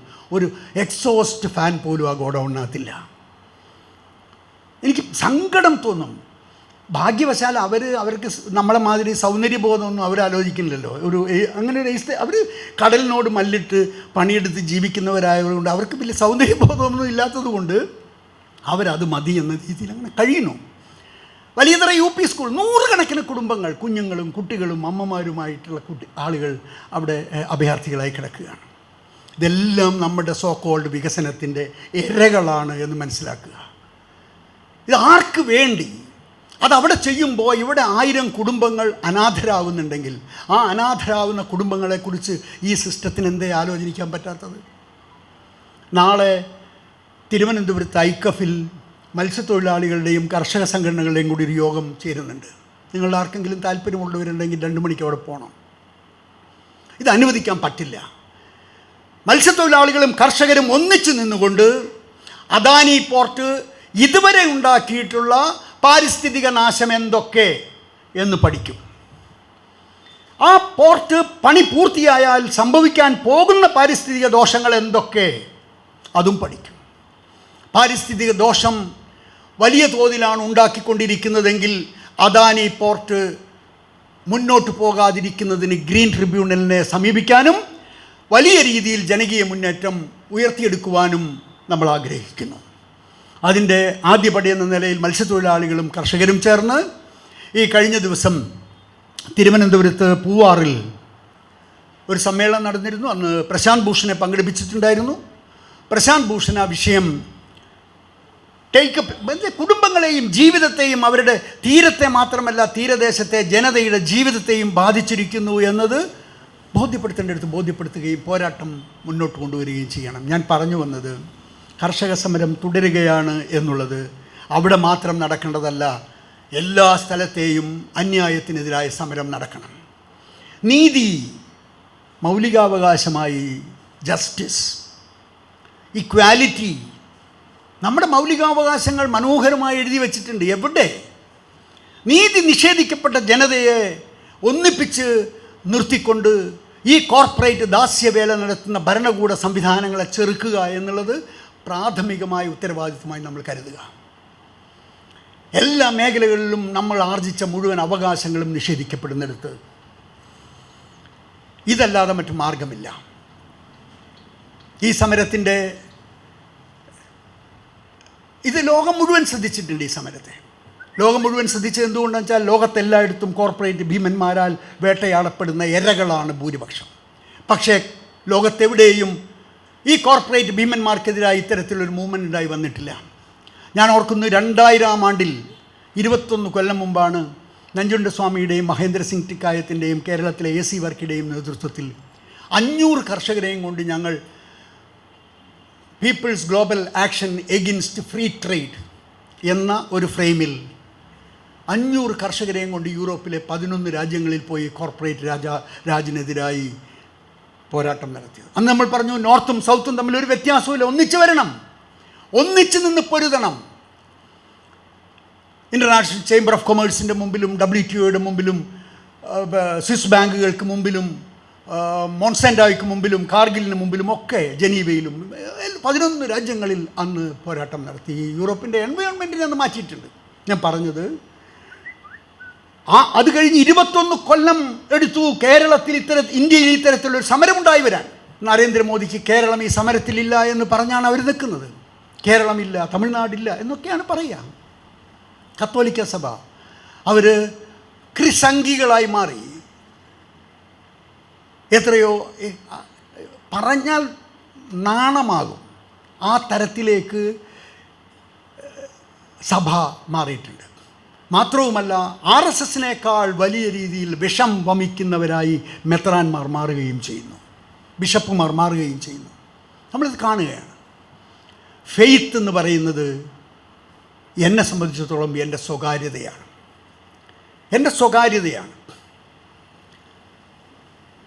എൻ്റെ ബെഡ്റൂം അഫെയർ പോലെ എന്നിൽ നിൽക്കേണ്ട ഒരു സംഗതിയാണ് ഫെയ്ത്ത്. ആ ഫെയ്ത്തിനെയാണ് ഇവർ വിറ്റ് കാശാക്കിക്കൊണ്ടിരിക്കുന്നത്. ആ ഫെയ്ത്ത് വെച്ചിട്ടാണ് ഇവർ ആളുകളിലേക്ക് സ്പർദ്ധയും വിരോധവും വർദ്ധിപ്പിക്കുന്നത്. ഇവിടെ ചോദ്യം ചെയ്യപ്പെടേണ്ട അനീതികൾ നിരവധിയുണ്ട്. ചോദ്യം ചെയ്യപ്പെടേണ്ടത് ചോദ്യം ചെയ്യപ്പെടുക തന്നെ വേണം. 23 ഉൽപ്പന്നങ്ങൾക്ക് കേരള സർക്കാർ പ്രഖ്യാപിച്ചിട്ടുണ്ട് തറവില. ഞാൻ ഈ വർഷവും തറവില പ്രഖ്യാപിച്ച കൃഷി വിഭാഗത്തിൽപ്പെട്ട നേന്ത്രക്കായ വിറ്റത് 10.5 രൂപയ്ക്കാണ്, 1 കിലോയ്ക്ക് 10.5 രൂപയ്ക്ക്. എവിടെയാ സംഭരണം? സംഭരണം എന്ന് പറഞ്ഞതില്ല, പ്രഖ്യാപിക്കും സംഭരണമില്ല. അപ്പോൾ ഈ സിസ്റ്റത്തെ റെക്ടിഫൈ ചെയ്തേ പറ്റുള്ളൂ. നിങ്ങൾക്ക് കൃത്യമായ ലാൻഡ് യൂസ് ബോർഡ് പോളിസി ഉണ്ടാവണം, കൃത്യമായ ഹാർവെസ്റ്റ് പോളിസി ഉണ്ടാവണം, കൃത്യമായി ഗോഡൗൺ സംവിധാനങ്ങളും സംരക്ഷിക്കാനുള്ള രീതിയും, കർഷകർക്ക് മിനിമം കോസ്റ്റ് ഓഫ് പ്രൊഡക്ഷൻ ഉറപ്പുവരുത്തണം. നിങ്ങൾ ബാങ്കുകാരായിരുന്നു, നിങ്ങൾക്കറിയാലോ, പല കർഷകരുടെയും വീടുകളിൽ അവരെടുത്ത ലോൺ തിരിച്ചടയ്ക്കാതെ വരുമ്പോൾ നിങ്ങൾ റിക്കവറി പ്രൊസീജിയറുമായി പോകുമ്പോൾ നിങ്ങൾക്കറിയാലോ അവരുടെയൊക്കെ ദയനീയാവസ്ഥ. ഞാൻ മുമ്പ് വയനാട്ടിൽ ആത്മഹത്യ ചെയ്ത കർഷകരുടെ വിധവകളെ സംഘടിപ്പിച്ചു, 76 വിധവകളെ 2004 സംഘടിപ്പിച്ചിട്ട് അവരോട് പറഞ്ഞു, നിങ്ങൾ ഈ അടുപ്പിൻ്റെ മൂട്ടിലിരുന്ന് ഈ കരഞ്ഞുകൊണ്ടിരുന്നിട്ട് കാര്യമൊന്നുമില്ല. നിങ്ങൾക്ക് ആത്മഹത്യ ചെയ്യാൻ പറ്റുമോ? നിങ്ങളുടെ ഭർത്താവ് ആത്മഹത്യ ചെയ്ത് പോയിട്ടുണ്ടാവും, നിങ്ങൾക്ക് പറ്റുമോ? നിങ്ങൾക്ക് പറ്റില്ല. എന്താണെന്ന് വെച്ചാൽ നിങ്ങൾ പെറ്റ വയറാണ്. നിങ്ങളുടെ മക്കളെ നോക്കിയിട്ട് നിങ്ങൾക്ക് ആത്മഹത്യ ചെയ്യാൻ പറ്റില്ല. അപ്പം നമുക്ക് ചെയ്യാനുള്ളത് പോരാട്ടം മാത്രമാണ്. അതുകൊണ്ട് ഒന്നിക്കുക, നമുക്ക് പോരാട്ടത്തിലേക്ക് പോവുക. ആ 76 വിധവകളെയും കൊണ്ട് ഈ തിരുവനന്തപുരം സെക്രട്ടേറിയറ്റിൻ്റെ മുമ്പിൽ വന്ന് സമരം ചെയ്യുമ്പോൾ അന്ന് ആ സമരം ഉദ്ഘാടനം ചെയ്ത VS അച്യുതാനന്ദൻ അവരോട് പറഞ്ഞു, നിങ്ങൾ ഇവിടെയല്ല സമരം ചെയ്യേണ്ടത്, ഇവിടെ സമരം ചെയ്താൽ നിങ്ങളുടെ സഹകരണ ബാങ്കിൻ്റെ കടം മാത്രമേ തീരുള്ളൂ, നിങ്ങൾ സമരം ചെയ്യേണ്ടത് ഡൽഹിയിലാണ്, അങ്ങോട്ട് പോകും എന്ന് VS പറയുകയാണ്. അന്ന് രാത്രി പട്ടം ഒരു സ്കൂള്, പട്ടം സെൻറ്റ് മേരി സ്കൂൾ, ആ സ്കൂളിലാണ് ഈ സ്ത്രീകൾ അന്ന് താമസിക്കുന്നത്. അവിടെ രാത്രി അവർ ഭക്ഷണം കഴിച്ചുകൊണ്ടിരിക്കുമ്പോൾ അവർ ചർച്ച ചെയ്യുകയാണ്. അച്യുതാനന്ദ സഖാവ് പറഞ്ഞു, ശരിയല്ലേ, നമ്മൾ ഇവിടെയാണോ സമരം ചെയ്യുന്നത്, നമ്മൾ അങ്ങോട്ട് പോകണ്ടേ? അന്ന് രാത്രി അവിടെ വെച്ച് തീരുമാനിക്കുന്നു ഡൽഹിയിൽ പോയി സമരം ചെയ്യാൻ. ഈ വിധവകൾ കള്ളവണ്ടി കയറി അവരെയും കൊണ്ട് ഡൽഹിയിലേക്ക് ഞാൻ അവരോടൊപ്പം പോയി. കള്ളവണ്ടിയിൽ പോയി, ടിക്കറ്റ് എടുക്കാൻ പൈസയൊന്നുമില്ല. അങ്ങനെ പോയി 18 ദിവസം ഡൽഹിയിൽ അവർ സമരം ചെയ്യുന്നു. ആ സമരത്തിൻ്റെ പരിണിത ഫലമായിരുന്നു 76,000 കോടി എഴുതി തള്ളാനുള്ള അന്നത്തെ UPA സർക്കാരിൻ്റെ തീരുമാനം. കാരണം ഇവരവിടെ വന്ന് സമരം ചെയ്തിരിക്കുകയല്ല. അവർ സോണിയാഗാന്ധിയെ പോയി കാണുന്നു, ചിദംബരത്തെ പോയി കാണുന്നു, ശരത് പവാറിനെ പോയി കാണുന്നു, അവരുടെ ബാങ്ക് ഡോക്യുമെൻറ്റ്സ് കാണിക്കുകയാണ്. ഞാൻ റോഡിൻ്റെ പക്കത്ത് കിടക്കുന്ന ഒരു തെണ്ടിയും തെരുവൊന്നുമല്ല. ഞങ്ങൾക്ക് ഭൂമിയുണ്ട്, 4 ഏക്കർ 5 ഏക്കർ ഭൂമിയുണ്ട്. ഞങ്ങളുടെ ഭൂമിയിൽ ഞങ്ങൾ കൃഷി ചെയ്തപ്പോൾ ഞങ്ങൾക്ക് വരുമാനമുണ്ടായിരുന്ന കാലത്ത് ഞങ്ങളെടുത്ത ബാങ്ക് ലോൺ തിരിച്ചടച്ചിട്ടുണ്ട്. നിങ്ങൾ ഞങ്ങളുടെ പാസ്ബുക്ക് നോക്ക്. ഞങ്ങളുടെ കാപ്പിക്ക് വിലയുണ്ടായിരുന്നപ്പോൾ ഞങ്ങളെടുത്ത ലോൺ തിരിച്ചടച്ചിട്ടുണ്ട്. ഞങ്ങളുടെ കുരുമുളകിന് വിലയുണ്ടായിരുന്നപ്പോൾ ഞങ്ങളെടുത്ത ലോൺ തിരിച്ചടച്ചിട്ടുണ്ട്. പിന്നീട് ഞങ്ങൾക്ക് തിരിച്ചടയ്ക്കാൻ പറ്റുന്നില്ല. ഇത് ഞങ്ങളുടെ കുറ്റം കൊണ്ടല്ല, നിങ്ങളുണ്ടാക്കിയ കരാറുകൾ കൊണ്ട് കാപ്പിയുടെ വില പോയി, നിങ്ങളുണ്ടാക്കിയ കരാറുകൾ കൊണ്ട് കുരുമുളകിൻ്റെ വില തകർന്നു, ഞങ്ങൾക്ക് വരുമാനമില്ലാതാകുമ്പോൾ ഞങ്ങൾക്ക് ബാങ്കിലേക്ക് തിരിച്ചടയ്ക്കാൻ പറ്റാതായി, മാനം നഷ്ടപ്പെട്ട് പിടിച്ചു നിൽക്കാനാവാതെ ഞങ്ങളുടെ ഭർത്താക്കന്മാർ സൂയിസൈഡ് ചെയ്തു. ഞങ്ങളിന്ന് വിക്ടിംസാണ്. ഇത് അന്ന് ആ സമരം മുന്നോട്ട് കൊണ്ടുപോയ ആ സ്ത്രീകൾ ഈ സിസ്റ്റത്തെ, നിങ്ങൾ തകരാറുണ്ടാക്കുന്നത് നിങ്ങളുടെ നയം കൊണ്ട് ഞങ്ങളുടെ ജീവിതം ഇല്ലാതാകുന്നു എന്ന് കൃത്യമായി അവർ രേഖ വെച്ച് ബോധ്യപ്പെടുത്തുകയാണ്. സ്നേഹിതരെ, ഇനിയും നമ്മുടെ ആർട്ടിസാന്മാരെടുക്കുക, ആശാരി, മൂശാരി, കൊല്ലൻ, തട്ടാൻ, എല്ലാവരും നല്ല സ്കില്ലുള്ള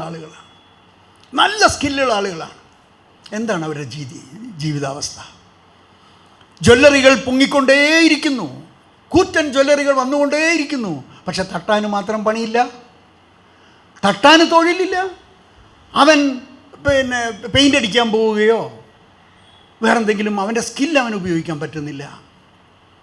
ഇങ്ങനെ സമസ്ത മേഖലകളിലെയും തൊഴിൽ ഇല്ലാതാകുകയും മനുഷ്യൻ പീഡിപ്പിക്കപ്പെടുകയും ചെയ്യുന്ന ഈ തരം വികസനത്തെ ചെറുത്തു തോൽപ്പിക്കുന്ന ഒരു വലിയ സമരം ഇന്ത്യ രാജ്യത്തുണ്ടായി വന്നു എന്നുള്ളത് ലോകം വലിയ പ്രതീക്ഷയോടുകൂടി കാണുന്നു. ലോകത്താകമാനം ഈ സമരം ഉയർന്നു വരിക തന്നെ ചെയ്യും, തുടരുകയും ചെയ്യും. നിങ്ങൾ ഈ സംഘടന ഭീം മാർച്ച് മാസത്തിലും ഇപ്പോഴും നിങ്ങൾ ഇത്തരത്തിലുള്ള ചർച്ചയ്ക്ക് വേദിയൊരുക്കി തന്നതിന് നിങ്ങളോട് ഏറെ നന്ദി പറയുന്നു.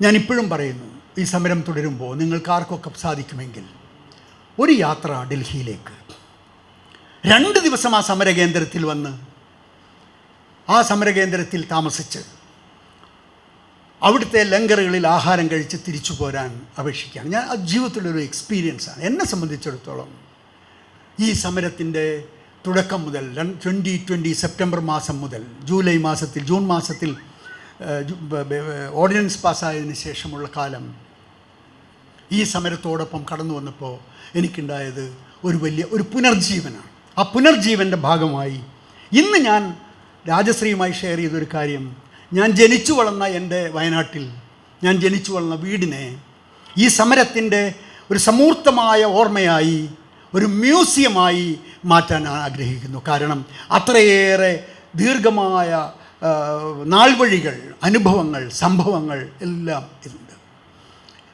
ഇത് BJPക്കെതിരായി മാത്രമല്ല, കോർപ്പറേറ്റുകൾക്കെതിരായി നടന്ന ലോകത്തെ ഏറ്റവും വലിയ പോരാട്ടം എന്ന നിലയിൽ ഇത് രേഖപ്പെടുത്തണം. വരും തലമുറ കൃത്യമായി അറിയണം, മനസ്സിലാക്കണം. ഇന്നത്തെ ഡിജിറ്റൽ ടെക്നോളജിയും സംഗതികളും ഒക്കെ ഉപയോഗിച്ചുകൊണ്ട് നാളെ ഏത് റിസർച്ച് സ്റ്റുഡൻറ്റിനും ചമ്പാരൻ സമരത്തെക്കുറിച്ച് നമ്മൾ ഇന്ന് പറയുന്നത് പോലെ നാളെ ലോകത്തെ കുട്ടികൾ, യൂണിവേഴ്സിറ്റികൾ ഒക്കെ പഠനത്തിന് വിധേയമാകുന്ന ഒന്നായി ഈ സമരം മാറേണ്ടതുണ്ട് എന്നുള്ളതുകൊണ്ട് അത്തരത്തിലുള്ള ഒരു മ്യൂസിയമായി ഞാൻ ജനിച്ചു വളർന്ന വീടിനെ മാറ്റാൻ ഉള്ളൊരു ചിന്ത ഞങ്ങൾ ആരംഭിച്ചു. അത് ഞാൻ ഇന്ന് രാജശ്രീയുമായിട്ട് അത് ഷെയർ ചെയ്തു. നിങ്ങളോട് എല്ലാവരോടും ഞാൻ ഷെയർ ചെയ്യുന്നു. ഒരു പബ്ലിക് സ്പേസ്, ഒരു ഓപ്പൺ സ്പേസ്. സാഞ്ചി സാത്ത് എന്ന വാക്കിനർത്ഥം പൊതു ഇടം എന്നാണ്. അങ്ങനെ ഒരു പൊതു ഇടമായി ഈ പഞ്ചാബികളായിട്ടുള്ള ആളുകൾക്ക് ഇവിടെ വരാൻ, ഇവിടെ നമ്മളുമായി ഷെയർ ചെയ്യാനുള്ള ഒരു സ്പേസ് അവർ നടത്തി. അവരുടെ ആ ഒരു പോരാട്ടത്തെ എന്താ പറയുക, അതിനകത്ത് സമാനതകളില്ല. ഒരാളോടും നിങ്ങൾ ഏതാ മതം, ജാതി, വർഗം ഒന്നും ചോദിക്കില്ല. എന്തൊരു സ്വീകാര്യത, എന്തൊരു ഒരു ആ ഒരു സമർപ്പണം എന്ന് പറയുന്നത് അത് തന്നെയാണ് ഈ സമരത്തിൻ്റെ ഏറ്റവും വലിയ കരുത്തായിരുന്നത്. സമരം നാളെ 2 അഭിപ്രായം ഇന്ന് സംയുക്ത കിസാൻ മോർച്ചയിലുണ്ട്. പക്ഷേ അന്തിമമായി സമരം തുടരും എന്ന് തന്നെ ഞാൻ പ്രതീക്ഷിക്കുന്നു. കാരണം മിനിമം സപ്പോർട്ട് പ്രൈസ്, യഥാർത്ഥത്തിൽ കൃഷിക്കാരന് മിനിമം സപ്പോർട്ട് പ്രൈസ് കിട്ടിയാൽ മാത്രം മതിയോ? ബാക്കി എല്ലാവർക്കും MRP തീരുമാനിക്കാൻ പറ്റുന്നുണ്ടല്ലോ അല്ലേ? ബാക്കി എല്ലാ സാധനത്തിനും MRP തീരുമാനിക്കാൻ പ്രൊഡ്യൂസർക്ക് അവകാശമുണ്ടല്ലോ. കൃഷിക്കാരന് മാത്രം എന്തുകൊണ്ട് അതിന് സാധിക്കുന്നില്ല? അതുകൊണ്ട് യഥാർത്ഥത്തിൽ MRP തീരുമാനിക്കാനുള്ള അവകാശമാണ് കൃഷിക്കാരന് കിട്ടേണ്ടത്. നമ്മൾ MRP ചോദിക്കുന്നില്ല, അത് സമ്മതിക്കില്ല എന്ന് നമുക്കറിയാം. സിസ്റ്റം അതാണ്. അതുകൊണ്ടാണ് ഞങ്ങൾ സപ്പോർട്ട് പ്രൈസ്, താങ്ങുവില, ഒരു സപ്പോർട്ട് പ്രൈസ് പ്രഖ്യാപിക്കൂ ഓരോ ഉൽപ്പന്നത്തിനും. അതിൽ കുറച്ച് വാങ്ങാനും വിൽക്കാനും പാടില്ല എന്ന് തീരുമാനിക്കുക. ആ സപ്പോർട്ട് പ്രൈസിന് വേണ്ടി ഒരു ഫോർമുല രൂപപ്പെട്ട് വന്നിട്ടുണ്ട്. ആ ഫോർമുല MS സ്വാമിനാഥൻ കമ്മീഷൻ നടത്തിയ ശുപാർശയാണ്. ആ ശുപാർശയിൽ C2+50 എന്ന് പറഞ്ഞൊരു ഫോർമുല ഉണ്ടായിട്ടുണ്ട്. ആ ഫോർമുല നാഷണൽ ലെവലിൽ വെച്ചുകൊണ്ട് 28 സംസ്ഥാനങ്ങളിലും 28 സംസ്ഥാനങ്ങളുടെ ക്ലൈമാറ്റിക് കണ്ടീഷൻസും വെതർ കണ്ടീഷൻസും പാറ്റേൺ ഓഫ് അഗ്രികൾച്ചറും ഒക്കെ നോക്കിക്കൊണ്ട് അതാത് സംസ്ഥാനങ്ങൾ നിയമം ഉണ്ടാക്കട്ടെ. ഇതാണ് നമ്മൾ പറയുന്നത്. സെൻട്രൽ ആക്ട് പ്രാക്ടിക്കൽ അല്ല. ഓരോ റീജിയനും വ്യത്യസ്തമല്ലേ? രായലസീമ റീജിയനിലെ അവസ്ഥയാണോ വിദർഭയിലെ അവസ്ഥ? ഇന്ത്യയുടെ ഓരോ പ്രദേശങ്ങളും വ്യത്യസ്തമാണ്. ആ വ്യത്യസ്തമായ പ്രദേശങ്ങൾക്കനുസരിച്ചുള്ള കൃഷിരീതികളാണ്. ആ കൃഷിരീതികൾ മനസ്സിലാക്കിക്കൊണ്ടും അവിടുത്തെ ക്രോപ്പ് പാറ്റേൺ മനസ്സിലാക്കിക്കൊണ്ടും ക്ലൈമാറ്റിക് കണ്ടീഷൻസും വെതർ കണ്ടീഷൻസും മനസ്സിലാക്കിക്കൊണ്ടുള്ള ഒരു നയമാണ് ഉണ്ടാവേണ്ടത്. അതുകൊണ്ട് ഈ സെൻട്രൽ ആക്ട് എന്ന് ഇവരുണ്ടാക്കിയത് അവർ ജനാധിപത്യ വിരുദ്ധമായിട്ടുണ്ടാക്കി. പാസ്സാക്കിയെടുത്തന്ന് 8 രാജ്യസഭാ മെമ്പർമാരെ പുറത്താക്കിയിരുന്നു. റിപ്പീൽ ചെയ്ത ദിവസം 12 ആളെ പുറത്താക്കി. റിപ്പീൽ ചെയ്ത ദിവസം എന്താ 12 MP-മാരെ പുറത്താക്കി. ഇത്ര ജനാധിപത്യ വിരുദ്ധമായൊരു ഭരണകൂടം. എന്തേ ചർച്ച അനുവദിച്ചാലുള്ള കുഴപ്പം? ചർച്ച അനുവദിക്കില്ല. അപ്പം ഞാൻ പറഞ്ഞത് ഈ രാജ്യത്തിൻ്റെ അവസ്ഥ മനസ്സിലാക്കിക്കൊണ്ട് നമ്മൾ ടെക്നോളജിയൊക്കെ നിങ്ങൾ കൊണ്ടുപോയിക്കോ. തൈച്ചൂം എന്ന് പറഞ്ഞതായിരുന്നു പണ്ടുണ്ടായിരുന്ന ഈ കുട്ടനാട്ടിലുണ്ടായിരുന്ന ഏറ്റവും ഫലപ്രദമായിട്ട് വിളഞ്ഞിരുന്ന നെൽവിത്ത്. അത് മാറി IR8 പിന്നീട് പലതരം വിത്തുകളുണ്ടായി. ഇന്ന് കുട്ടനാട് തന്നെ സർവനാശത്തിലെത്തിക്കൊണ്ടിരിക്കുന്ന സാഹചര്യത്തിലെത്തി. അങ്ങനെ നമ്മുടെ ഓരോ പ്രദേശങ്ങളിലും ടെക്നോളജി എന്ത് തരത്തിൽ നിങ്ങൾ അപ്ലൈ ചെയ്യുമ്പോഴും അത് അതിൻ്റെ എൻവയോൺമെൻറ്റൽ ഇമ്പാക്ട്സിനെ കുറിച്ചുള്ള ഒരു പഠനവും എവിടെയും നടത്താതെ പോയതുകൊണ്ടുള്ളായ ഒരുപാട് അപകടങ്ങൾ. ആ അപകടങ്ങളാണ് നമ്മൾ അനുഭവിക്കുന്ന രോഗം. ഈ രോഗത്തിൽ ഇപ്പോൾ പോലും ഞാൻ വിചാരിക്കുന്നു ഈ ഫാർമസ്യൂട്ടിക്കൽ കെമിക്കൽ ഇൻഡസ്ട്രിയുടെ ഉപകരണം മാത്രമാണ് ഭരണകൂടം എന്നുള്ളത് കൊണ്ടാണ് ഈ കോവിഡ് ഉൾപ്പെടെയുള്ള പുതിയ മഹാമാരികളുടെ എല്ലാം വ്യാപനത്തിൻ്റെയും അടിസ്ഥാനം അതുതന്നെയാണ്. ഇവർക്ക് സിമ്പിൾ ഒരു സാധനം പറഞ്ഞു കൊടുത്താൽ മതി. ഞാൻ ഈ ചീഫ് സെക്രട്ടറിയോടും ഹെൽത്ത് സെക്രട്ടറിയോടും ഒക്കെ ഞാൻ കത്തെഴുതി അറിയിച്ചിട്ടുണ്ടായിരുന്നു വ്യക്തിപരമായി. സർക്കാർ സംവിധാനം ഉപയോഗിച്ച് ജനങ്ങളോട് പറയുക, അന്ന് പുലർച്ചെ ഒന്ന് എണീക്കുക, കുറേ നടക്കുക, രാവിലെ കുറച്ച് വെയിൽ കൊള്ളുക, നിങ്ങളുടെ ഭക്ഷണത്തിൽ ചെറിയ മാറ്റം, കുറച്ച് മില്ലറ്റ്സൊക്കെ കൂട്ടി കഴിക്കുക, ലഘുധാന്യങ്ങൾ കഴിക്കുക, പഴങ്ങൾ, പച്ചക്കറികൾ പച്ചയ്ക്ക് കഴിക്കുക. ഇങ്ങനെ കുറച്ച് കാര്യങ്ങൾ, ഒരു പാറ്റേൺ ഓഫ് ലൈഫ് മാറിക്കഴിഞ്ഞാൽ തന്നെ നിങ്ങളുടെ ശരീരത്തിൻ്റെ ഇമ്മ്യൂണിറ്റി വർദ്ധിക്കും. ഇമ്മ്യൂണിറ്റി വർദ്ധിച്ചിട്ടുണ്ടെങ്കിൽ നിങ്ങളുടെ ശരീരത്തിൽ വൈറസ് കയറിയാലും ആ വൈറസിനെ പുറന്തള്ളാൻ പറ്റും. പക്ഷേ ഇവർക്കൊന്നും വേണ്ടത് അതല്ല. രോഗികളെ ഉണ്ടാക്കി കൊടുക്കുന്ന സംവിധാനം മാത്രമാണ് അവർക്ക് വേണ്ടത്. ഈ ഫാർമസ്യൂട്ടിക്കൽ കെമിക്കൽ ഇൻഡസ്ട്രിക്ക് രോഗികളെ ഉണ്ടാക്കി കൊടുക്കുക എന്ന് പറയുന്ന ദൗത്യം. ഞാനിപ്പോൾ എനിക്ക് ഈ പ്രായമായി. ഇന്നും രാവിലെ ഡൽഹിയിൽ നിന്ന് ഇവിടെ വന്നു. ഇന്ന് രാത്രി ഞാനിതാ പുനലൂർ പോയിട്ട് പുനലൂരിൽ നിന്ന് രാത്രി 12 മണിയുടെ ട്രെയിൻ ഞാൻ തിരുനെൽവേലിക്ക് പോകും. നമ്മൾ ഈ ഓട്ടത്തിനിടയിലും പ്രാഥമികമായി കാണിക്കേണ്ടുന്ന ചുമതല നമ്മുടെ ശരീരത്തോട് നമ്മൾ കാണിക്കുന്നു. അതിന് പകരം ഞാനൊരു ഗുളികയും മരുന്നും മന്ത്രവുമായിട്ട് ജീവിക്കുന്ന ആളല്ല. നന്നായി തലയിൽ ചാണകം ചുവന്നിട്ടുണ്ട്, വെണ്ണീർ ചുവന്നിട്ടുണ്ട്. രാവിലെ അമ്മ കറന്നെടുത്ത് തരുന്ന പാലുമായിട്ട് 3-4 കിലോമീറ്റർ നടന്നിട്ട് പാലളന്ന് കൊടുത്തിട്ടുണ്ട് സൊസൈറ്റിയിൽ. അങ്ങനെ ഒരു ജീവിതമുണ്ടായിരുന്നത് കൊണ്ട് ആരോഗ്യത്തിന് വലിയ കുഴപ്പമൊന്നുമില്ല.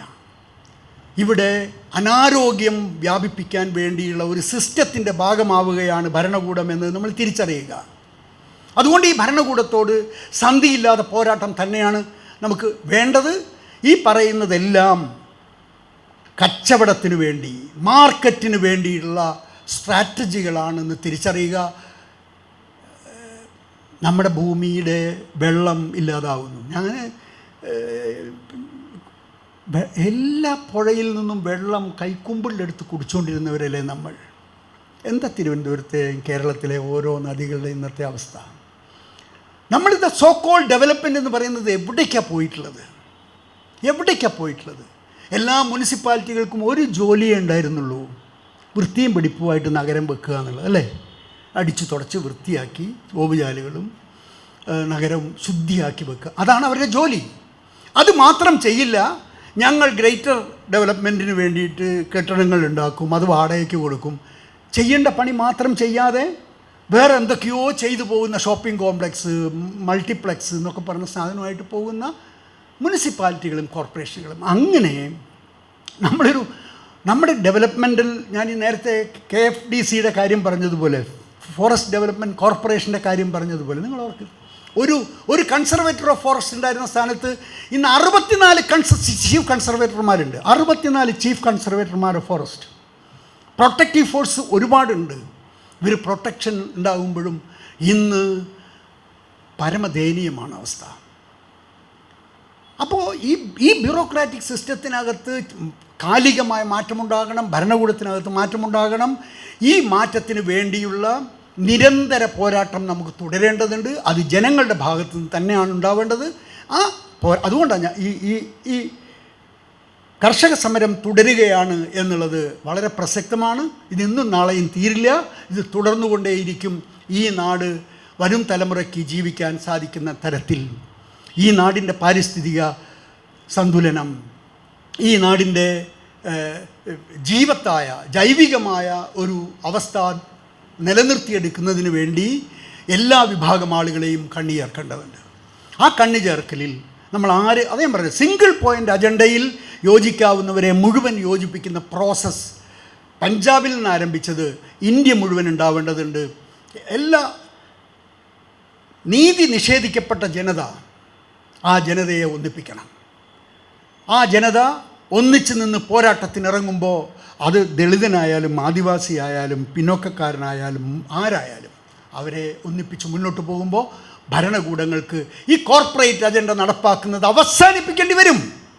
ഈ ദാസ്യവേല അവസാനിപ്പിക്കേണ്ടി വരും.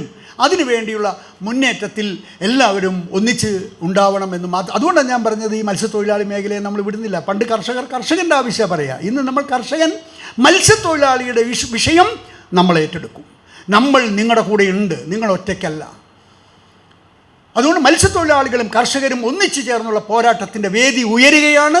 തിരുവനന്തപുരത്ത് അദാനിക്കെതിരായി, വിഴിഞ്ഞത്തിനെതിരായി ഇന്ത്യയിലെ മുഴുവൻ കർഷക സമൂഹങ്ങളെയും മത്സ്യത്തൊഴിലാളികളെയും ഏകോപിപ്പിച്ച് കൊണ്ടുവരാൻ ഞങ്ങൾ ശ്രമിക്കും. അതിനാധാരം വേറൊന്നുമില്ല. വിഴിഞ്ഞം ഈ നാട് തകർക്കുമെങ്കിൽ, വിഴിഞ്ഞം പദ്ധതി ഈ നാട്ടിലെ മത്സ്യത്തൊഴിലാളികളുടെ ജീവിതം തകർക്കുമെങ്കിൽ, വിഴിഞ്ഞം പദ്ധതി പശ്ചിമഘട്ടം തകർക്കുമെങ്കിൽ അങ്ങനെ ഒരു പദ്ധതി ഇവിടെ വേണ്ട എന്ന നിലപാടെടുക്കേണ്ടി വരും. നന്ദി. സാറിൻ്റെ പ്രഭാഷണം കഴിഞ്ഞിരിക്കുകയാണ്. ജോൺ സാറിന് ഒരു മൊമെൻറ്റോ കൊടുക്കുന്നതിന് വേണ്ടി മുൻ പ്രസിഡൻറ്റും നമ്മളെ മുൻനിരയിൽ നിന്ന് വേണ്ട നിർദ്ദേശങ്ങളും തരുന്ന ശ്രീ AS അജിത് സാറിനെ സ്നേഹോപരം കൊടുക്കാൻ വേണ്ടി ക്ഷണിച്ചുകൊള്ളുന്നു.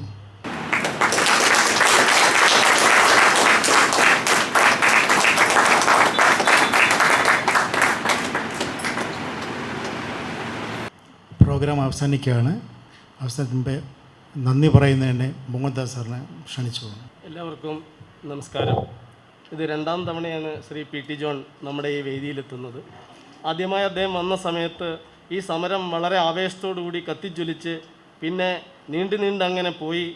ഇത് ഇന്നത്തെ ഒരു മർക്കടമുഷ്ടി പിടിച്ച ഒരു സർക്കാരിൻ്റെ കാലഘട്ടത്തിൽ അതിന് വിജയിക്കാൻ കഴിയുമോ എന്നൊക്കെ സംശയമുണ്ടായിരുന്ന സമയത്താണ് അദ്ദേഹം ഇവിടെ വെച്ച് വളരെ ഉറച്ച സ്വരത്തിൽ പറഞ്ഞു, ഈ സമരം വിജയിക്കും, ഇതിവിടുത്തെ കർഷകരുടെ സമരമാണ്, ഇത് വിജയിക്കും എന്ന്.